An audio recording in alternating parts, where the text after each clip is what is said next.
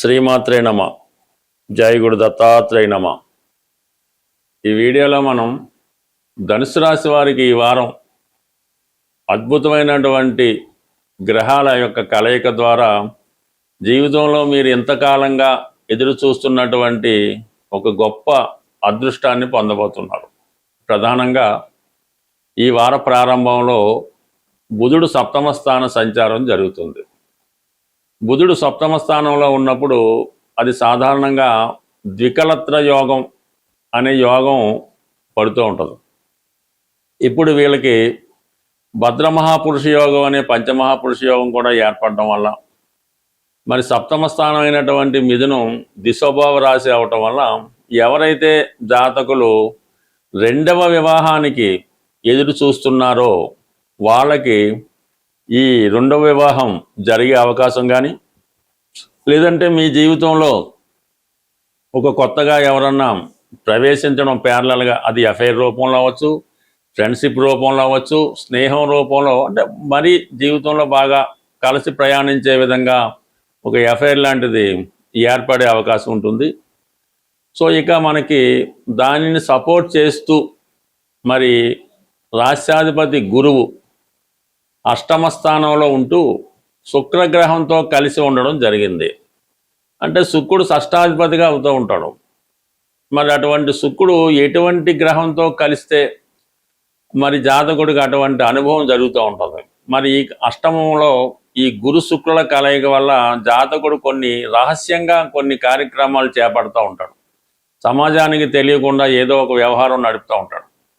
మరి శుక్రుడు ఇన్వాల్వ్మెంట్ అక్కడ ఉండడం వల్ల జాతకుడికి వేరే వారితో పరిచయం అవడం కానీ, లేదంటే ఏదన్నా ఒక ప్రేమలో పడడం కానీ అది రహస్యంగా ఉంచడం జరుగుతూ ఉంటుంది.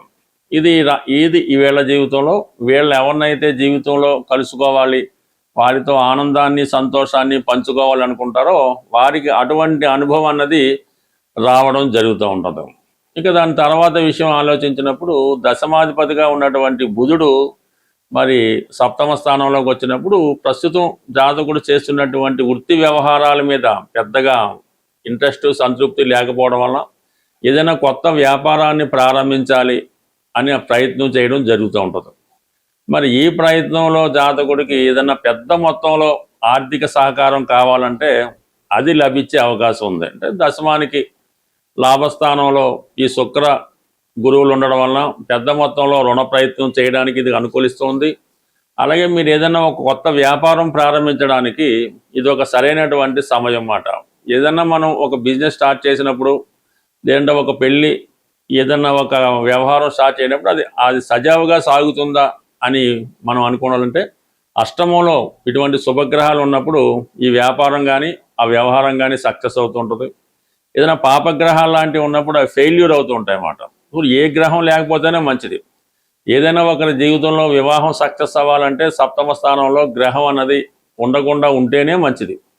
అలాగే 6, 8, 12 స్థానాలు ఖాళీగా ఉంటే ఆ జాతకం చాలా ఫ్రీగా వెళ్తుంటుంది. గోచార ఫలితాలు కూడా సేమ్ అదే వర్తించడం జరుగుతుంటుంది. బట్ ఏదైనా ఈ ధనుసు రాశి వారికి వృత్తి మార్చే సమయం వచ్చింది. అయితే గతంలో మీరు చేసినటువంటి వృత్తికి కొత్తగా స్టార్ట్ చేయబోయే వృత్తికి ఎటువంటి సంబంధం అయితే ఉండదు. ఇది జాగ్రత్తగా ఆలోచించి నిర్ణయం తీసుకోవాల్సి ఉంటుంది. అయితే ఇప్పుడు ఈ వార ప్రారంభంలో తృతీయ భాగ్యస్థానాల్లో రాహుకేతు సంచారం, మిగతా గ్రహాలన్నీ ఒకవైపు ఉండిపోయి, అంటే 3 నుంచి 9 మధ్యలో ఉండిపోవడం వల్ల ప్రారంభించినటువంటి ప్రయత్నం చాలా స్పీడ్గా జరుగుతుంది. కానీ అది మధ్యలో నత్తనడక నడిచి ఎండింగ్ రాబోతులకి మనకి నిరాశ కలుగుతూ ఉంటుంది అన్నమాట.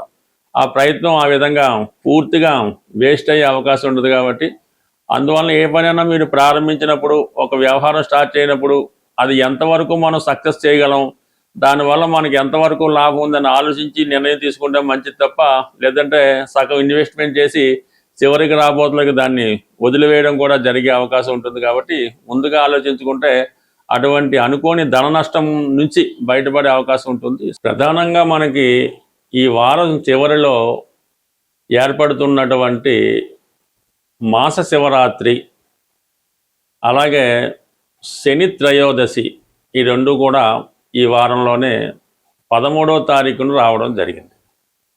ఇది అధిక మాసం అవడం వల్ల ఈ నెలలో చేసే ఏ పూజా కార్యక్రమం అయినా, ఏ పరిహారం అయినా అధిక ఫలితం ఇస్తుందని పెద్దవాళ్ళు చెప్తూ ఉంటారు. అటువంటిది ప్రధానంగా అంటే మనకి ఈ మాస శివరాత్రి కంప్లీట్గా ప్రతి ఒక్కరు మన ప్రేక్షకులు చేసుకోవడం అనేది విధిగా జరుగుతుంది. అయితే ఈ వారంలో వచ్చినటువంటి శని త్రయోదశి ఒక ప్రత్యేకత కలిగి ఉంటుంది. కాబట్టి ఎవరైతే అంటే అర్ధాష్టమ శని జరుగుతుందా, ఏలినాడు శని జరుగుతుందా, ఏమీ సంబంధం లేదు. ప్రతి ఒక్కరూ కూడా ఎలాగైతే శివునికి మాస శివరాత్రి మహాశివరాత్రి చేసుకుంటామో, శని భగవానుడు కూడా తనకు వచ్చినటువంటి ప్రతి పర్వదినాన్ని ప్రతి ఒక్కరు చేసుకోవడం వల్ల కంప్లీట్గా శని యొక్క పాజిటివ్ వైబ్రేషన్స్ మన మీదకి రావడం జరుగుతుంది. అయితే చాలామంది మనకి శని భగవానుడికి అభిషేకం చేసామండి, లేదంటే ఈ పూజ చేసామండి, ఫలితం రావట్లేదని చెప్తూ ఉంటారు. బట్ ఏదైనా మిగతా పూజల సంగతి ఎలాగున్నా శని భగవానుడికి చేసే పూజా విధానంలో కొన్ని ప్రత్యేకమైన నియమాలు పాటించినప్పుడు మాత్రమే ఆ ఫలితాలు మనకి రావడం జరుగుతుంది. ఈ శని త్రయోదశి రోజు ఎవరైతే శని భగవానుడికి అభిషేకం చేయించుకుంటారో వాళ్ళు సాధ్యమైనంత వరకు కుదిరితే మాట సూర్యోదయానికి ముందు ఈ కార్యక్రమం పూర్తి చేయడం. అదే రోజు మరి ఏ విధంగా కూడా మీరు ఆయిల్తో తయారు చేయనటువంటి ఆహార పదార్థాలకి దూరంగా ఉండవలసి ఉంటుంది.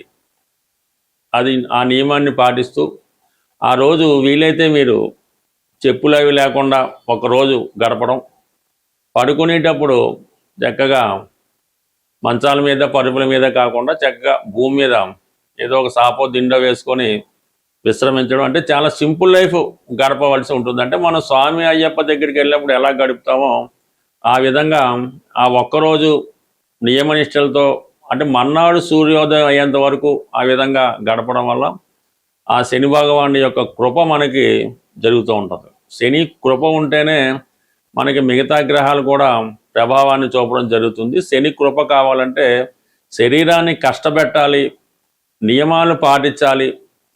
ఆ విధంగా ఉన్నప్పుడు మాత్రమే మీకు లభిస్తుంది. కాబట్టి ఒకసారి మరి ఈ రాబోయే శని త్రయోదశి రోజు ఈ విధంగా ప్రయత్నించి చూడండి. మీకు 100% ఆ ఫలితం మీకు తొందరగా రావడం జరుగుతుంది. అలాగే ఈ వారం ఏమైందంటే ఈ గ్రహాలన్నీ కూడా రాహుకేతుల మధ్య ఉండిపోయాయి. మరి ఈ రాహుకేతుల మధ్య గ్రహాలన్నీ ఉండిపోవడం వల్ల ఇది ఆటోమేటిక్గా ఈ ఫలితం అన్నది అంత తొందరగా రావడం జరగదు. మరి ఎప్పుడు మరి ఈ ఫలితం మనం పొందగలుగుతాం అని మనం ప్రయత్నం చేసుకుంటే ఈ రాహుకేతు గ్రహాలకి పరిహారం చేయించుకోవాల్సి ఉంటుంది. అంటే రాహు కుంభరాశిలో ఉన్నాడు, కేతువు సింహరాశిలో ఉన్నాడు. మిగతా గ్రహాలన్నీ కూడా మరి మీనం నుంచి ఇంచుమించు కర్కాటకం దాకా ఉండడం జరిగింది. ఈ రాహుకేతువులు మనకి మిగతా ఫలితాలు ఇవ్వకుండా అడ్డుకోవడం జరుగుతుంటుంది. కాబట్టి ప్రధానంగా ఏదైనా వినాయకుడి టెంపుల్లో కానీ దుర్గా అమ్మవారి టెంపుల్లో కానీ కొన్ని టెంపుల్లో ఈ రాహుకేతు పూజ నిత్యం చేస్తూ ఉంటారు. కొన్ని టెంపుల్స్లో రాహుకాలంలో చేయడం జరుగుతూ ఉంటుంది. బట్ ఏదైనా అటువంటి ఆచారం ఉన్నటువంటి దేవాలయంలో ఈ రాహుకేతువులకి మీరు పూజ చేయించుకోవడం మంచిది. లేని పక్షంలో సుబ్రహ్మణ్య స్వామి వారికి మంగళవారం రోజు ఈ మంగళవారం రోజు సుబ్రహ్మణ్య స్వామి వారికి మరి అభిషేకం చేయించుకోవాల్సి ఉంటుంది. అంటే ప్రధానంగా స్వామికి అభిషేకం చేయించుకున్నప్పుడు బెల్లం పానకం అన్నది ఇంపార్టెంటు.